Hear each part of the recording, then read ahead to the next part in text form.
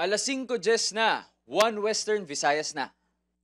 Alas 5:10 na, One Western Visayas na.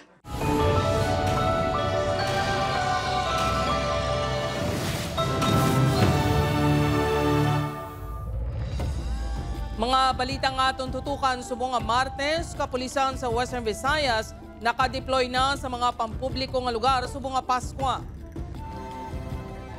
Pila ka manog baligya nga nabiktima na sadto sang kawatan todo halong nga hindi liwat mabiktima. Kapulisan nagapahanumdum sa publiko nga mangin alerto subong nga holiday season. Presyo sang karne sang manok ag baboy nagtaas samtang nagahilapit ang Paskwa. Pati isda nagsaka ang presyo sang 50 pesos kada kilo. Anay Silay City Mayor Carlo Gamba na sapuan sa kwarto nga wala na sang kabuhi kag may igo sang bala sa ulo. Suspect na nagtiro patay sa karelasyon sa iya anay live-in partner sa Pavia, Iloilo, napasakaan na sang kaso. Kag Calle Real Christmas Night Market liwat magabalik sa December 13 to 15, 2024 samtang Christmas lighting ceremony sa Iloilo City kasado na. Ini ang GMA Regional TV, One Western Visayas. Mayong hapon mga kapuso, ako si Jethro Charlatan. Pila ka mga vendors sa downtown area sa Iloilo City mas nagaaligmat nga hindi mabiktima sa mga kawatan. Police visibility ilabi na sa mga matawo nga lugar mas pasangkaron pa subong nga holiday season. Ini ang gintutukan ni John Sala. Maswerte na para kay Nanay Jeneline nga makapauli ini sa ilabalay nga may dalang nga 1,000 nga ginansya sa iya pagbaligya sa downtown area. Gani daw, maguba ang kalibutan sini kung mabiktima sa nagapangsalisi. Pag ako sini nga sa sulod sang 40 katuig bilang vendor, makabila ka beses na ini nga ginkawatan sa iya pwesto. Kani, hindi na nila pag-imuko niya, imuko lang sila isang mayo kay kami ganina kay makas sa mga magbaligya para makakwarta man. So sila tuntuon ka lang nila. Si Tatay Ed naman, hindi malipatan ang pagpanghakruy sini sang ginkawatan sang 3,000 pesos nga savings kag mga ATM card nga nasulod sa iya belt bag sang ginsalisihan sa iya fruit stand sa Dalan Isnard. Kabudlay gid Kabudlay kay ang ginansya mo dito na nagadto. Subong holiday season, hindi ilang mga naga-Christmas shopping ang makadagsa sa mga mataw nga lugar kundi pati man ang mga nagapangsalisi. Kag iban pa nga matagaan oportunidad nga magpangawad. Subong nga nagilapit ang Pasko, ginalauman nga magadoble pag ang numero sang mga mapadulong diri sa downtown area sa Iloilo City. Gani abiso sang otoridad sa mga manugbaligya kag manugbakal, doble halong kag mag-aligman. Maximize ang ilang deployment sa mga convergence areas and other areas nga na-identify naton nga damo no sang aton nga mga kauturan like naga-shopping, like nagabaligya, no? Apang talulupang doon nga wala sang may nagaronda nga kapulisan sa downtown area apisa nga nagsugod na ang deployment. Dugang pa ni Lieutenant Colonel Solis, wala man sa mga dalagko kag organisado nga mga salisigang sa rehiyon. Magluwas sa dugang nga police visibility, panawagan sa Police Regional Office 6 sa publiko nga hindi magpakumpiyansa. Halungan, no, ang ilang mga valuables, ang ilang mga jewelries kung hindi man kinahanglan na no need to display. Ang ila wallet, ilang cellphone, once nga sa matao nga lugar, ensure nilang secure ini. Upod kay Hans Desierto, John Sala, One Western Visayas. Presyo sang karne sang manok ag baboy nagtaas samtang nagahilapit ang Paskwa. Pati isda nagsaka sang 50 pesos kada kilo. Mga nagapanguna nga balaklon posible pa magmahal samtang nagapalapit ang Paskwa kag bagong tuig. Si Zen Kilantang Sasa nakatutok live sa La Paz, Iloilo City. Zen?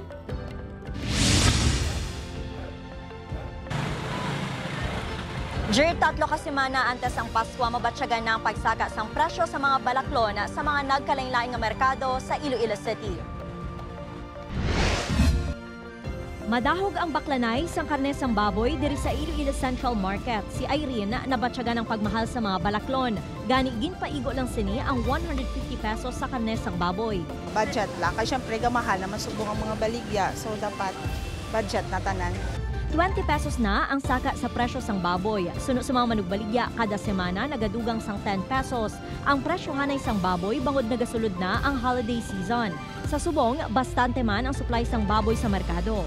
Ang ginakwaan namon nga masaka na naman may mga dason nga mga sinimana naman guro na. Tungod sang ginahambal man nila bala nga inflation kuno na nga daw kung gasaka ang feeds nagasaka man ang baboy. Nagabili ang karne sang baka sa 380 pesos ang kada kilo, samtang ang presyo sang manok nagapabilin sa 190 tugtog 200 pesos ang whole chicken. Apisar nga may pagtaas sa presyo sini sa mga supplier. Halos 50 pesos naman ang gintimbuok sa presyo sang isda, pareho sang pisugo, bulaw, aloy, tamodyos, tulingan kag iban pa. Off-season ang lawod mo, ti amo nagapamiwod na sila, ti amo ga malang isda. Diri sa Pavia Public Market, nagsaka sang 15 pesos ang kada kilo sang mantika, nga nagabili subong sa 95 pesos per kilo. Yara sa 8 pesos tubtub 11 pesos naman ang presyo sang itlog kag ginapaabot nga magsaka pa ang presyo. Ilabi na nga mataas ang demand sini sa Pasko kag bag-ong tuig. Sa monitoring sang Iloilo Provincial Government, yara sa 347 pesos kada kilo ang average price sang baboy sa mga kabanuhanan. Samtang ang presyo sang yubo, yara sa 330 pesos, tugtog 350 pesos. Jerd, sa pagsakas ng demand sa holiday season, mas lauman pa nga magsaka ang presyo sa mga balaklon. Gani may regular monitoring nga ginapatigayon ng Department of Agriculture kag Department of Trade and Industry agud malikawan ang overpricing. Jerd? Madamo gate nga salamat sa update. Kapuso Zen Kilantang Sasa. Para sa dugang ang mga balita sa Bacolod City kag pila ka lugar sa Western Visayas, mangin kaupod ta si Adrian Prietos. Adrian? Yes, Jers, maraming salamat mga kapuso. Sa Negros Occidental naman anay sila isiring Mayor Carlo Gamban na sa puwan nga wala na sang kabuhay kag may igaw pa sang bala sa ulo. Nakatutok kay Lynn Pedreso. Nakibot ang pumuluyo sa Saray City, Negros Occidental matapos makumpirma ang reports ng kamatayon ni former Mayor Carlo Gamban. Wala na sang kabuhi kag may igol sang bala sa ulo ang 85 anyos nga biktima sang nasapuan sa salog sa sulod sang iya kwarto pasado alas 3 Lunes ang hapon sa Barangay 3. May nabatian ko nung nalupok sa kwarto. So nanawag sila sa ambulance. Wala nagsulod ang ambulance doon nga nakita nila nga daw may lupok na natabo. Ginpahayag sa isa sa mga kabulig sa biktima sa kapulisan nga antis pa man ini nasapwal. Ginkamusta pa nila ini.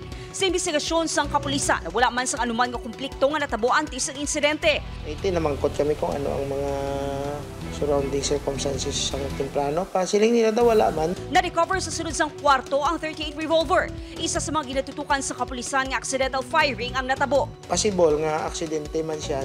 Ballistics examination ay determine naton kung ang na-recover namon nga slug came from the same firearm nga na-recover sa crime scene.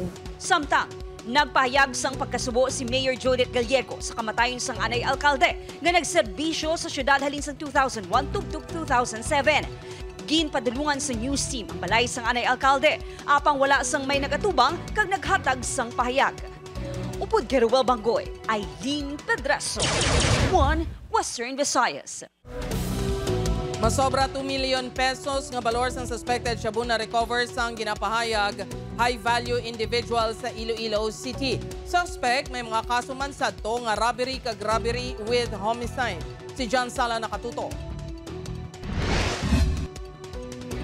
Nangin madanlog man ang pangtigayon gin nadakpan sa mga operatiba sa Iloilo City Police Station 1 na ginakabig kabunan nga kawatan nga nagaamat-amat dako nga durukista sa city proper area nga kilala kay Andy Mahinay, 43 anyos. Nakuha siya ang 300 grams ng suspected shabu na kabalor sa 2,040,000 pesos. Sino kay Captain Roque Jimeno III, hepe sang PP1, nagakuha sang supply sa banwas ng Dubangga sa sospek kag ginadagdag man sa mga parokyano sini sa syudad. Diri sa sa Nunoy kay ti daw dira ginasaga timer, dira iya sa Nunoy ang operation niya. May kaso sa unang robbery kag theft ang sospek subong man ang robbery with homicide apang lunsay nga nalutsan sini bangod wala sang may nagapasaka sa iya sang kaso. Dugang panhimeno, may pinasahi nga pamaagi ang sospek sa pagpahibalo sa iya mga parokyano nga may supply na inisang illegal nga droga. Based sa aton nga na informant na pag may bag-on sa nga nga stocks da sa iya, so gapalipok ni sa quicklis. So, well and good no, nga na-prove ba natin kahapon. Kasi may nag-report ban nga isa pagit natin pa yung format nga sir, nagapalipok ko sa sang kritis. Siguro may stock sa. Presidente sa Barangay Maria Clara City Proper si Mahinay apang suno sa purong barangay. Madugay na nga wala ini nakabalik sa illegal drug trade. Hindi man inikuno sa lawayon sa barangay. Wala kami na din naga-monitor siya kaysa so far sa nakita namon sa adlaw-adlaw nga tanan mabakas man siya nga bata nga sa pangakot sa sang tubig diri kaga do nagbago naman siya. Gintinguan sa news team makuha ang bahin sang sospek apang nagpaiway na ini nga magatubang sa kamera. Apang suno sa iya, hindi matuod kag planted lang ang mga na-recover sa iya. Upuod kay Hans Tisierto, John Sala. 1 Western Visayas. Kapuso sa Negros Occidental naman, mga lokal nga produkto nga healthy na manamit pa ginbida sa Negros Island Organic Festival. Sa Irene Pedreso nakatuto. Land of Sweet Surprises. Ini ang bansag sa Negros Occidental, bangon magluwas sa matahong nga mga destinasyon. Manggaran ang ini sa mga produkto nga kalamay nga literal nga sweet. Kag agricultural products kasubong sang kape, utan kag mga prutas. Pero kapuso, hindi mo kinahanglan nga libuto ng bilog nga probinsya para makita mo ang mga ini kag matilawan. Bungod sa ginhiwat nga 17th Negros Island Organic Festival, ini ang ginbida. Pero hindi basta-basta mga display lang ha, bangod ang kada tiglawas ng banwa, may surprise nga dala. Ang ini nga kiosk ng manapla may juice with a twist. Since 2019, nga ginhatag sa province ang sugarcane juice sa mga youth namon. Pwede man na sa nga bumabutan sang lemon, basta iban pwede man tanglad. Siyempre, hindi madula ang sikat nga piyaya. Iniwala ni siya ma'am, preservative, tapos mas kubado na ginagamit namon. Tapos flour. Eye-catching naman ang mga nag-aaso-aso pa nga sinugma nga il o kunindong. Manamit pa sayon pero best nga ipares sa kanon.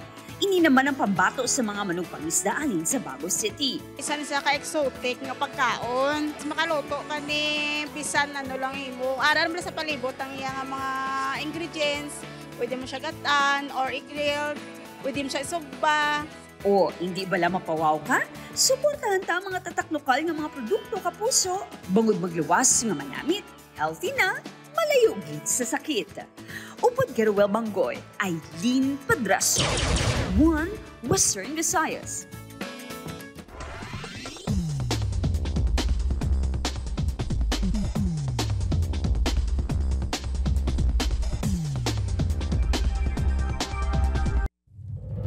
Ini ang GMA Regional TV, 1 Western Visayas. Ginpatay nga si Antonio Baybayanon Jr. ginaligar nga may madamo nga utang sa illegal nga droga nga ginkuha sa suspect rason nga ginpatay ini suno sa La Paz PNP. Kaso nga murder na talana nga ipasaka. Si John Sala nakatuto.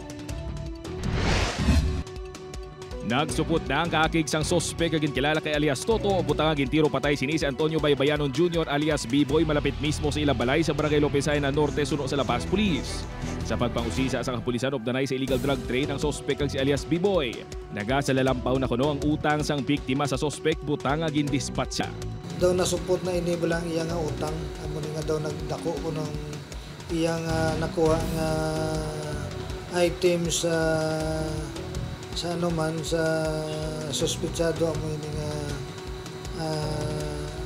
natabo ang krimen. Dugang pa ni Major Kerubin, street-level individual pa lang si B-Boy apang may mga parokyano naman sa illegal nga droga sa mga kaingod nga kabaranggayan.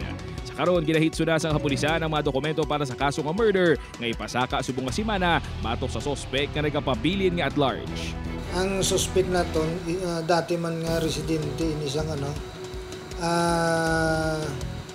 sang ingod man nga barangay. Ginkalipay naman sang pamilya Baybayanon yung nakilala ng sospek dala panawagan sa iya nga magsungka na kagatubango ng iya ginhimo. Sabay pa tani mo dakpan sa siya para matagaan si siyang bata. Santo naman sa autopsy report sa biktima siyam ka mga pila sa naangkon sini. Isa sa ulo, duwa sa tagipusoon kag anom naman sa likod, tugas ang D12 nga pugakang. Upod kay Hans Tisierto, John Sala. 1 Western Visayas. Mga kapuso, kaso nga murder with the use of an unlicensed firearm ang gipasaka bato kay Arnold Viejo ang nagtiro patay sa 35 anyos nga si Joven Hope sa isa ka parlor sa Pavia, Iloilo sang Domingo. Ila sa mga gipresentar ng ebidensya sa piskalya among affidavit of complaints ang Iloy sang biktima, testimonya sang karelasyon sini, affidavit of arrest kag request for firearm verification. Ipaapas pa ang autopsy examination results sang biktima. Nahibaluan nga pagpangimo ng motibo sa krimen suno sa kapulisan matapos nahibaluan sa suspect ang ginatago nga relasyon sa biktima kag anay live-in partner sini. May 3 na kakabataan ng suspect sa iya anay live-in partner. Mga puso, good news, pagdugang naman sa pila ka mga bulong sa cancer kag diabetes sa listahan sa mga exempted sa VAT o kung value-added tax. Hingalipay sa pila ka cancer patients kag mga nagsuprer sang diabetes. Yaring balita nga itong gintutukan. Halin sa gihulngan, Negros Oriental, naandan na sang Iloy si Christine May Soreño nga magbiyahe pa Corazon Locsin, Montelibano Memorial Regional Hospital sa Bocol City. Kung sa diin nagapabulong 7 ka tuigsin nga bata nga nagasuprer sang leukemia. Wala na ganubo sa 10,000 pesos ang kinahanglan sa pamilya sa pagbakal sang bulong sang bata. Away kaming kada ko sa kwarta bala pang sa iya tambal, maintenance bala niya sir. 10K sa adlaw bala ng pang sa pangkonsumo bala na mo sir. Damo gali kami bulong dia sir o nabakal na mo 20K plus na amo na bakal na bulong. Si Toto naman, gikan pa sa Cadiz City. Ikawalo na sini nga balik sa regional hospital para sa chemotherapy sang 2 ka tuig nga bata nga may leukemia man. Ika-4 na nang admit. Ang ika-4 dito sa nag-positive. Una masakit siyempre. Kabalo ka naman ang cancer, uncurable. Tapos, duwal ablak siguruhan. Pila lang sanday Toto kag Christine sa mga natagan sang dugang nga paglaom nga makatibawas matapos kinanunsyo sang Food and Drug Administration nga nalakip ang pila ka mga bulong para sa cancer, diabetes ug mental illness exempted na sa value-added tax o VAT. Suno kay FDA spokesperson Attorney Pamela Sevilla, ang iningatikang ang base sa National Internal Revenue Code o kung tax code niya ginamyendahan sa train law. Sang nahibaluan ni Barangay 18 punong Barangay Marilyn Diaz ang anunsyo, tuman ang pagpasalamat sini. Bangod, mabuhin-buhinan na ang gasto para sa bulong sa diabetes. Atong concern sa atong gipumuluyo, ang mahatagan sila sa pribilehyo na makaliser din sila ng mga balaklon bala para hindi man masakit sa bulsa. Pinapanugyanan man ang publiko nga regular nga bisitaw ng website ng FDA kung saan makitaan updated nga list sang VAT-free medicines. Opo, Kiril Casillo, Adrian Prieto, One Western Visayas. Mga kapuso, pila ka PWD padayon nga nagahimakas sa pagpangabuhi apisar sang kasablagan sa lawas. International Day of Persons with Disabilities ginasaulog subong adlaw. Ini ang gintutukan ni Zen Kilantang Sasa. Hindi malikawan nga maka-eksperyensya sang diskriminasyon si Tatay Alberto sang Maliaupaw via Iloilo. Bangod kumpol ang natuo sini nga kamot, wala sang may mabaton nga kumpanya sa iya. Gani nagpursige ini nga magbiyahe sang e-bike para maisagod sa iya pamilya. Amul na akong pangabuyan kay hindi naman kumabatan sa brahan mo. Kulang akong kamot. Ambal na kumpol ya kamot to. Ano ba? Timo brata ni ko na hindi ko pwede kay kumpol ko nuko. Bilib naman ang mga pasahero ni Tatay Alberto sa iya dedikasyon sa pagpangabuhi. Biska na mulang na ila mga person with disability lang sila pero nagahimakas man sila gihapon para nga mabakal nilang ila kinanglanon. Pareho kay Tatay Alberto, si Manong Edmar, padayon man sa paghimakas, apisar nga may orthopedic disability sa iya kamot kag tiil. Mabudlay man ang iya sitwasyon, nagapangita ini sang paagi sa pag-ubra bilang dispatcher agud masuportahan ang iya 3 ka kabataan nga naga-eskwela. Para man sa kabataan para may hatag man ta sila kung may ngayo tayo mabudlay, mag-ala ka pangayo, wala ka magsarig man sa pamilya mo man. Subong adlaw, ginasaulog ang International Day of Persons with Disabilities. Mga kapuso, saludo kami sa inyong paghimakas kag sakripisyo sa pagpadayon, apisar, sang inyong sitwasyon kag kabudlayan. Upod kay Cirilo Randuque, Zen Kilantang Sasa, One Western Visayas.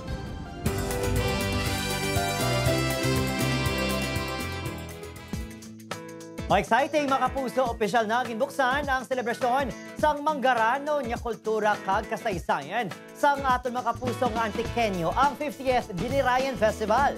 Kagabi nagtipon ang mga bisita kag mga Antiqueño sa EBJ Freedom Park kung sa di nasaksihan ang idlak opening of lights. Samtang sa December 16, ululupod kita nga magbanding kanday Andrea Torres, Miguel San Felix, Bruce Roland, kag Zephanie sa atong Grand Kapuso Fiesta sa EBJ Freedom Park 9 p.m. Sa Banwa naman sa Isabela Negros Occidental, get ready sa performances nga dala Sanday Kapuso Stars Jerry Gonzalez kag John Rex sa lights on ceremony sang Paskwa sa Isabela. Kita na kita sa Municipal Public Plaza sa Biyernes na inaha, December 6, alas 6 ng gabi. Ini ang GMA Regional TV, One Western Visayas. Mga kapuso, nakasumiter na sang sabat matapos serbihan sang show cause order ang maestro nga ginareklamo sang pagpanglingling sa isa ka maestra sa campsite sa Calino, Iloilo sang Damlaglang. Matandaan nga ginaaligar ng lingling ang maestro sa maestra nga nagapaligo sa makeshift CR sa campsite sa Provincial Jamboree kag nagkuha pa sang video. Suno kay DepEd Iloilo Superintendent Dr. Ernesto Servillon Jr., nakasumiter na sang paatag ang maestro sa Biyernes kag ginaproseso na ini sa Legal Department sa DepEd 6. Iga-verify ang natipon nga mga impormasyon para madeterminar ang sitwasyon. Magadepende naman sa DepEd Regional Director nga amo ang disciplining authority sa paghatag sa penalidad sa maestro base sa iyan nangin akto. Sa subong sa level naton, Ma'am Jen, that's verification of facts and related documents. Ang investigation that will be done by the regional legal unit.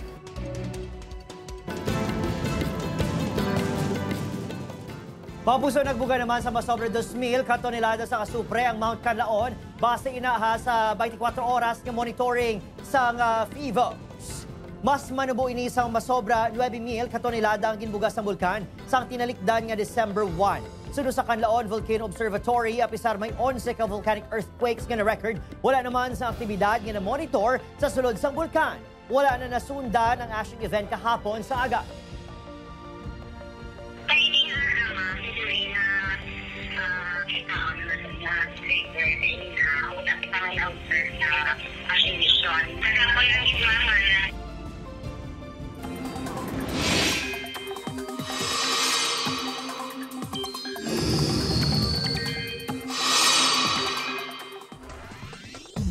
Mga puso, magapadayon gihapon ang maulanon nga tiyempo sa pila ka lugar. Shearline kagamihan gihapon ang nagapanguna nga weather systems nga magaluntad samtang localized thunderstorms naman sa ibang pangabahin sang Pilipinas. Sa datos sa Metro Weather, may chances ng ulan sa pila ka bahin sang Antique, Capiz, Iloilo, kag Negros Occidental. Posible man ang ulan sa nabling nga bahin sang Pungsod, bangod man sa localized thunderstorms.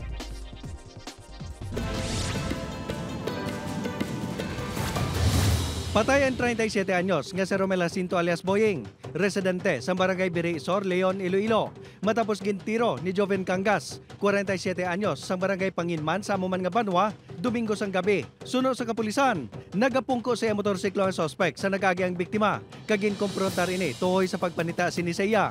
Gulpiada ginhampak sang biktima ang sospek sa side mirror sa motorsiklo kung sa di naigo ini sa guya kag natumba. Sang nakabangon, diri nagabot sang pusil ang sospek, kag gintiro ang biktima sang 4 ka beses. Nakaagom sang pila sa dughan kag tiyan ang biktima nga gindeklarar nga dead on arrival sa ospital. Preso na sa karon sa Leon Police Station ang sospek. Balikarcel ang 39 anyos nga si Felix Jimenez III matapos madakpan sa bypass operation sang kapulisan sa badusang hapon. Naaktuhan si Jimenez nga nagaripak sang droga sang ginkasang operasyon. Naglabot sa 150 gramos ang suspected shabu ang na-recover sa subject nga nagabalor sang masobra 1 milyon ka pesos. Nakuhaan man ini sang kalibre 38 nga pusil. Suno sa kapulisan, si Jimena ang isa ka high-value individual. 2016 lang sang napreso man ini bangod sa kaso sa illegal nga droga. Yara man ang ngalan sini sa badak watch list. Wala na nakapalagpa mag-utod nga Sanday Eduardo kag Jacob Camiento sang gin-operate sa mga katapos ang PNP Drug Enforcement Group ang ila ginamentenar nga ruruan sang Shabu sa Purok Neptune, Barangay Singkang Airport, Bacolod City, Domingo sang kaagahon. ang duhang ginakabig high-value individuals. Ginabulubanta, nagabugat sang 120 gramos ang nakuha sa mga ini, nga nagabalor sang masobra 800,000 pesos. Mga kapuso, liwat magabalik ang 3 ka adlaw nga Calle Real Christmas Street Night Market sa palaabuton nga Disyembre 13 tubtob 15. Pagasuguran ng selebrasyon, pagi sa ceremonial nga opening of lights, kag unveiling sang gastronomy books sang syudad sa Plaza Libertad sa Disyembre 13. Magluwas sa mga pagkaon kag panapton nga mahimong mabakal, naghanda man ang LGU sa mga Christmas songs and performances halin sa banda, buskers, magicians, street performers, theater groups kag madamo pa. Naglabo sa masobra 100 na ka mga food and non-food vendors ang nagpabutyag nga mapasakop sa palaabuton nga kahiwatan. Sa nagligad nga Nobyembre, nagdangat lang sa masobra 80 ka stalls ang nagpasakop sa night market. Magadugang sang 20 ka mga personel ang Iloilo City Traffic and Transportation Management Office sa ginalauman masobra 20,000 ka magabisita sa night market. Ang amon man nga ipabutyag naman sa mga locals nga amon na yung Christmas spirit, how Iloilo City Hall celebrates it with the general public. Mga kapuso, 22 days na lang, Pasko na. Sa atong mga kapuso diri sa Western Visayas, kag subong man sa atong mga kapuso abroad, madamo gid nga salamat sa pagtutok. Mag-isa kita kag hibalo ng mga balita tungod Local News Matters. Ako si Gertrude Charlatan, ini ang One Western Visayas, bugos nga puwersa para sa mas dako nga misyon kag mas masangkad nga pagserbisyo sa pungso.